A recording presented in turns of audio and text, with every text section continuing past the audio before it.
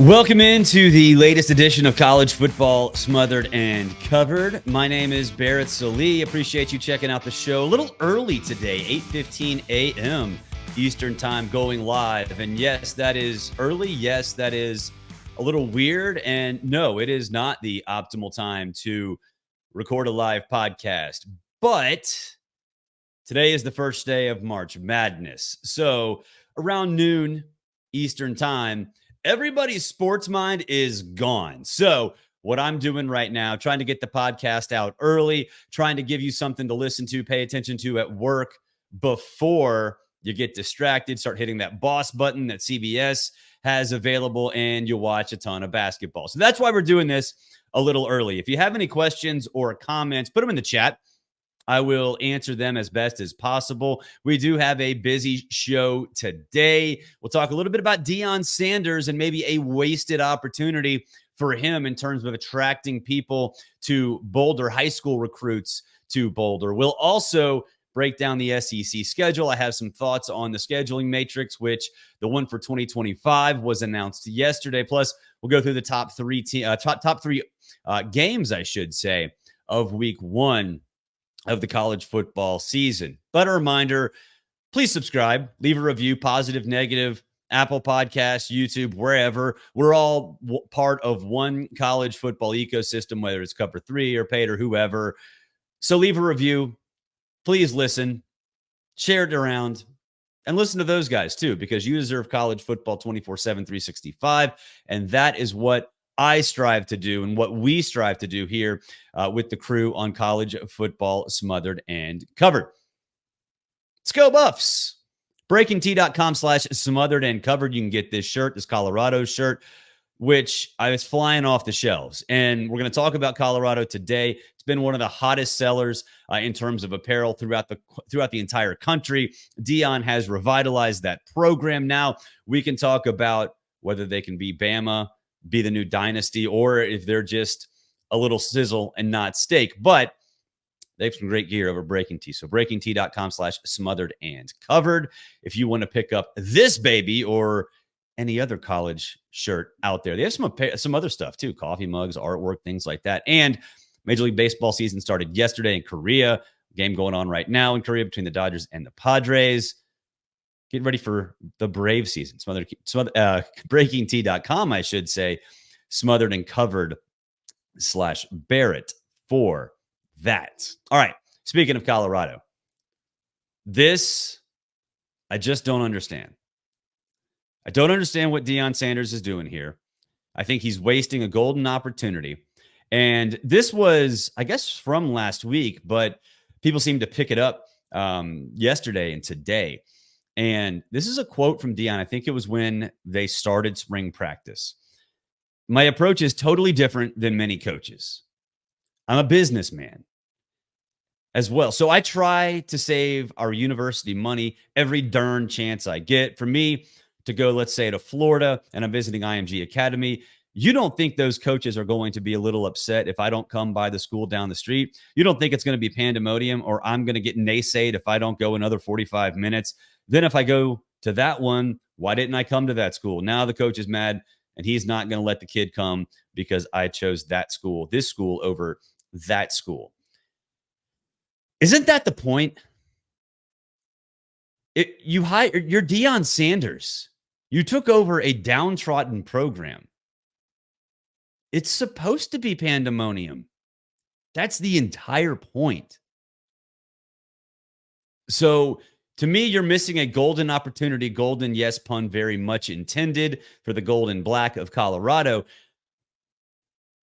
There will be some coaches, there will be some players that are upset if you don't show up at their school. 100%. You know what happens when Nick Saban, when he was recruiting, didn't show up at a high school down the road? When Urban Meyer didn't show up at a high school down the road? When Hugh Freeze did it? Brian Kelly, Lincoln Riley. You know what happens? Yeah, they get upset. Those guys get really upset that they didn't come to their school and show their player love. This is not a woe is me business. College football recruiting is not a woe is me business. It's a cutthroat business. So yeah, if Deion Sanders spurns one high school 45 minutes away, in this case, talking about IMG Academy, you know what that's going to do? Stoke a fire in that player, stoke a fire in that coach. To get Deion to go to their place, to get Deion to recognize those players, to get Deion to recognize, hey, this kid is a 3-star right now, but he's developing. There's no reason to make this a business about butthurt. And that's what it seems like that it's being suggested here, that some of these other coaches, some of these other players are going to whine and cry instead of working their tails off to get recruited by Deion Sanders. It's supposed to be pandemonium. Deion Sanders recruiting a school down the road, visiting a school down the road is supposed to create pandemonium. And if a high school coach 45 minutes away, if a player 45 minutes away holds it against him that he didn't show up, that he didn't make that phone call, that he didn't make that in-house visit, work harder. Work harder. And if you whine and cry about it, if you're that player and you whine and cry about it, if you're that high school coach and you whine and cry about it, Deion's not going to want you anyway. No head coach would want to go visit that school or visit that player anyway. So it's a cutthroat business. And look, I think with this quote, I'm a businessman, so I try to save our university money every darn chance I get. Save your university money? You're in the Big 12, which is great. Granted, not one of the big two. They're still raking in money. Brett Yormark has done a great job leading that conference. Save your university money. You know what changes the revenue model at any school? Winning. So to me, this is just, it's a wasted opportunity. I don't understand it.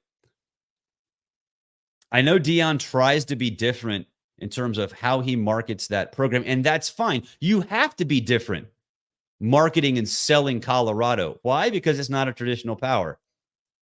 In fact, before he got there, it was kind of a traditional laughingstock. So I get it. You got to stand out.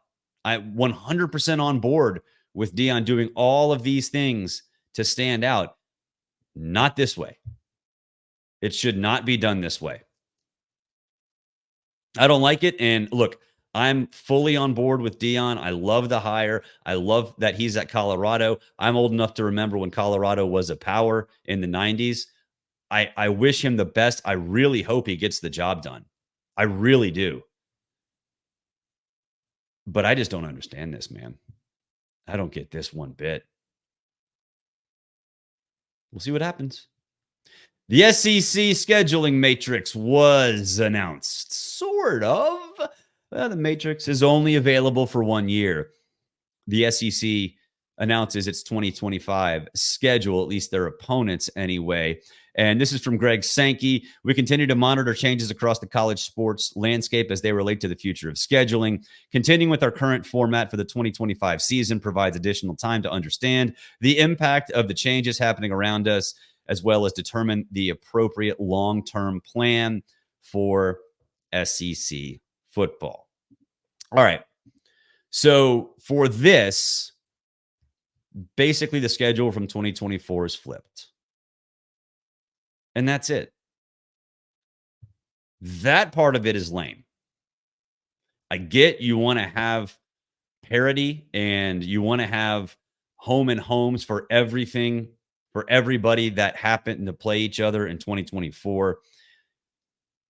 You really didn't have to do that. I think you could have jumbled the whole thing up, kept essentially what is a 7-1 format, 7 rotators, 1 permanent, which is essentially, they didn't say that when the 2024 schedule was announced, but let's be honest, you look at Auburn plays Alabama, Ole Miss plays Mississippi State, Texas plays Texas A&M, you know what you're getting, right? Georgia plays Florida. they're basically setting up a 7+1 format if, in fact, they stay with the 8-game format. But you have Texas and Oklahoma in. Don't you want to mix things up? Let opponents visit Texas. I mean, look, Georgia and Texas A&M haven't even played together. Georgia fans have never seen College Station other than the road that is off the exit in Athens. I don't like this. I think they could have done a better job. Now, I'm very critical of Greg Sankey. Some things he's done, some decisions he's made have bothered me lately. So this is not new to me. I just think fans of the conference deserve better in terms of scheduling. They deserve better. If you saw Oklahoma, if you're seeing Oklahoma, I should say in 2024, go see Texas, play Texas in 2025. I don't see what the big deal is. It's fine. You don't have to have the same opponents playing each other. And again, like this sets up a situation like we have with Georgia and Texas A&M down the road where you don't see each other all that much. But to me, I still think there are changes coming. Here is that schedule, which I'm again, what are we looking at here? What are the big ones? Georgia and Alabama. Georgia's at home. They play on the road this year. Of course, Auburn plays Georgia and Alabama. That's the way things are.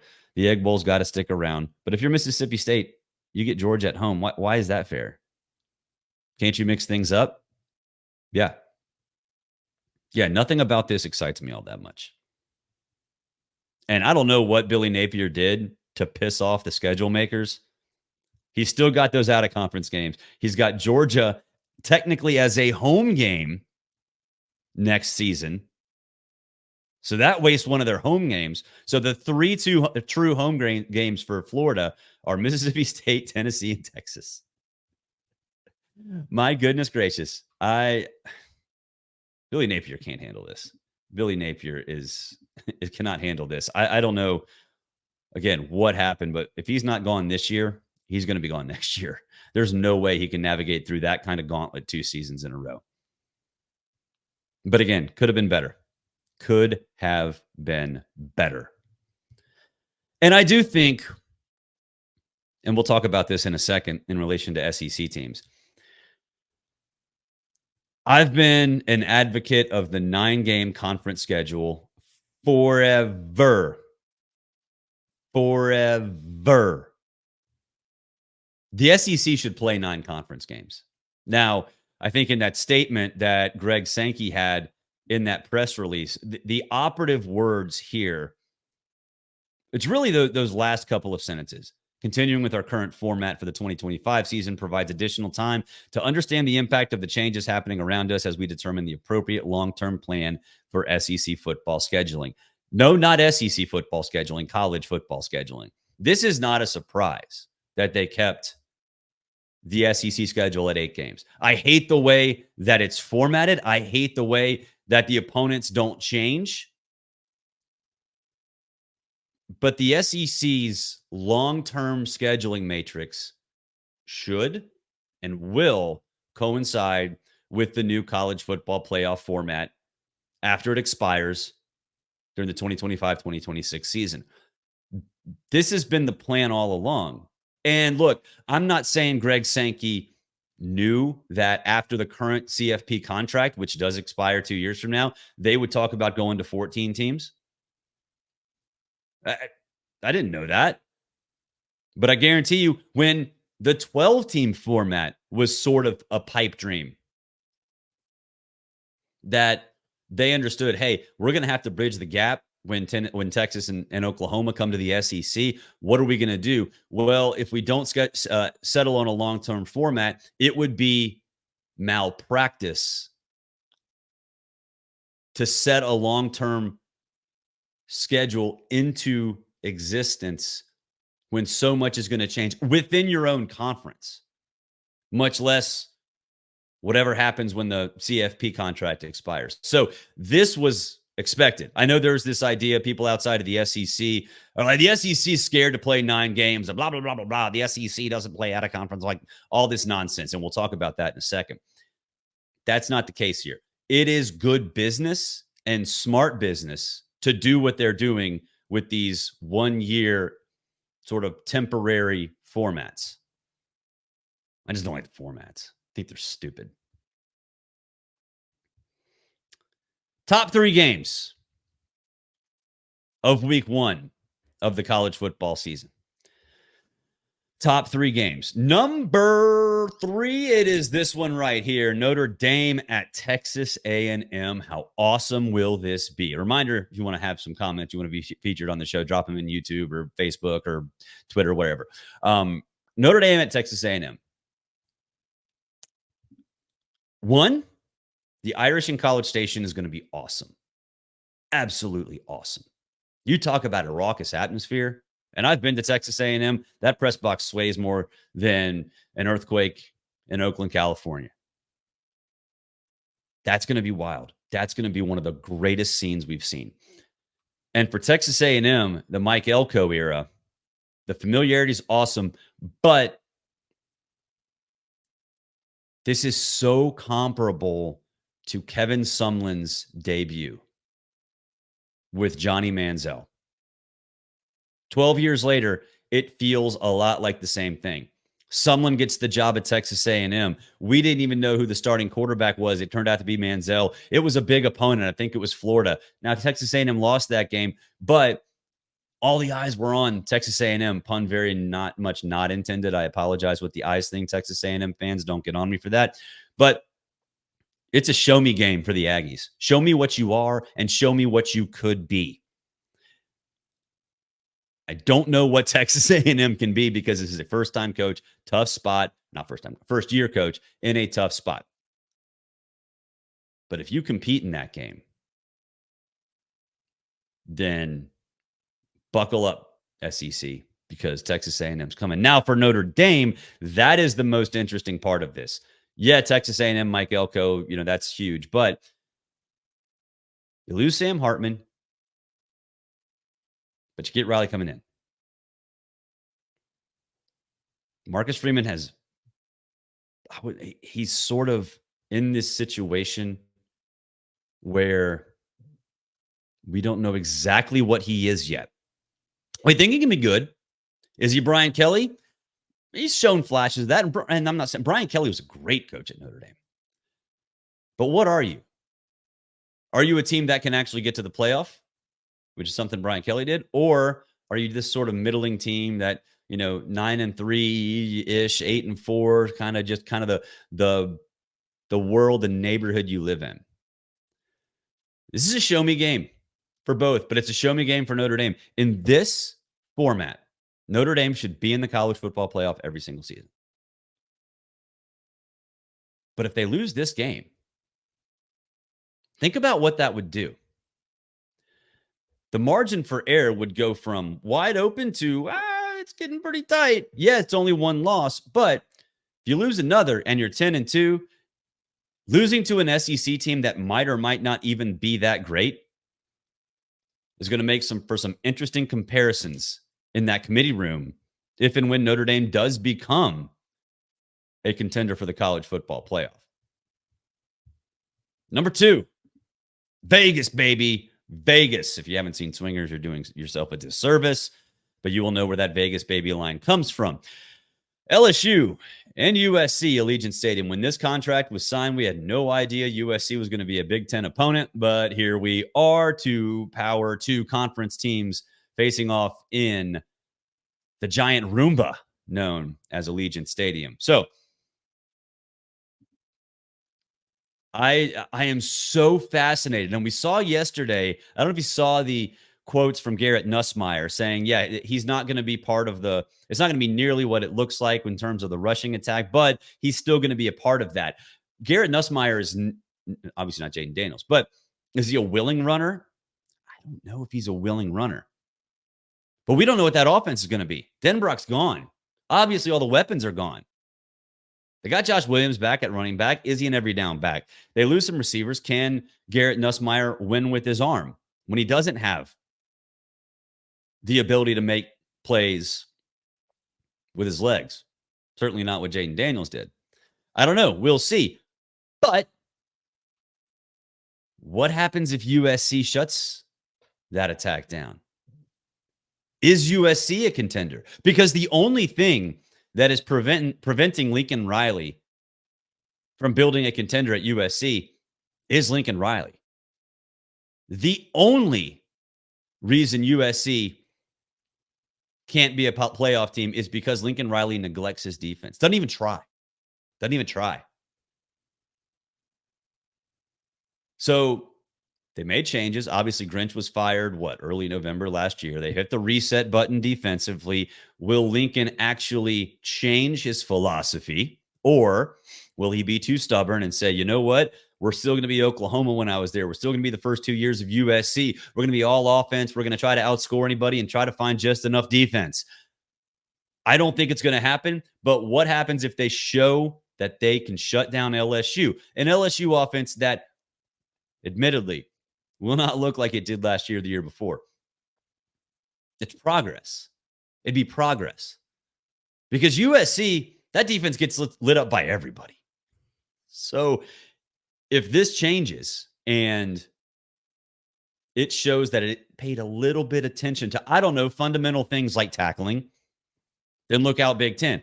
I don't think that'll be the case. I think Lincoln Riley's overrated. I don't think he cares about defense. So I don't think they're going to be able to shut down a new look LSU offense because they don't practice fundamentals.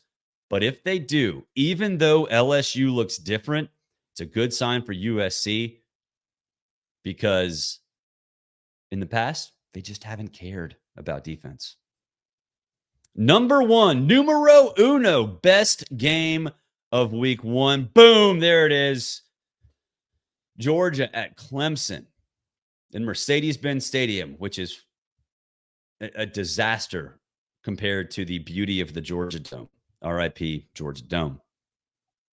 But Georgia at Clemson.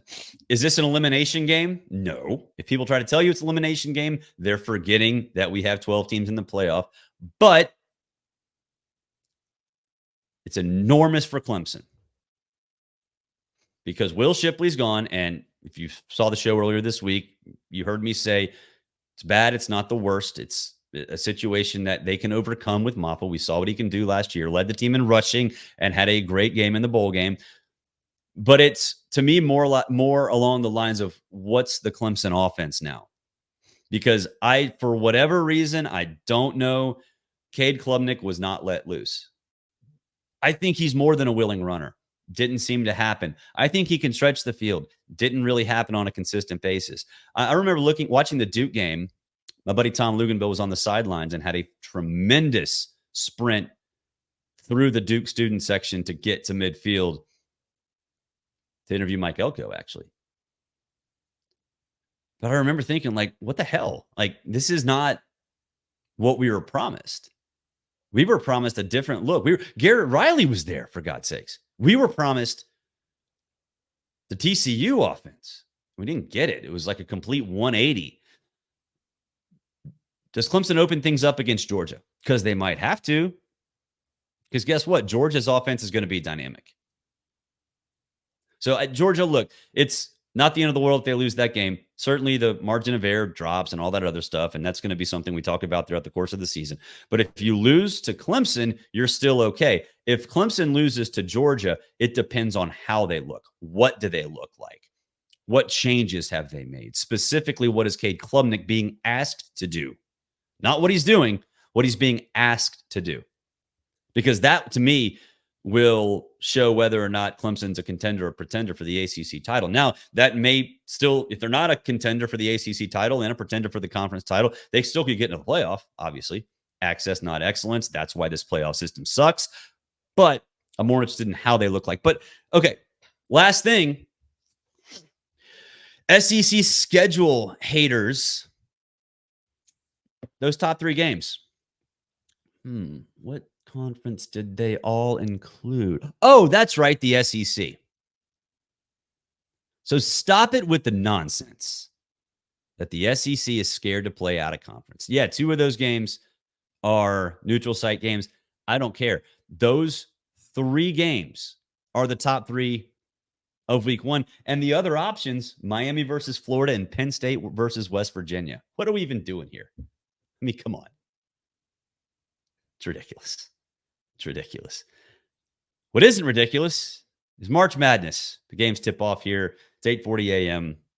Tip off in 3-4 hours. So that's why we did this early. Try to get this out there before you start using that boss button and stop work and focus solely on brackets. So that's why we are out here early. I appreciate you guys checking out the show. A reminder, please share the show. A couple guys shared the show on X this morning when I woke up. A lot of random tweets, which I absolutely love. So share the show. If you like it, 5 stars and a review. If you don't like it, 1 star. Tell me why it sucks. But either way, we're here for you. Want to be part of the college football community, college football podcast community, which is growing rapidly.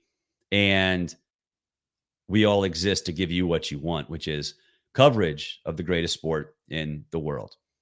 Have a great Thursday, everybody. Hope your brackets aren't busted. But remember, your brackets are not really busted. You know why? Because if you lose your number 1 seed on Thursday or Friday, it does not matter all that much. There are still 2 more weekends. You will be fine. Enjoy your Thursday, everybody.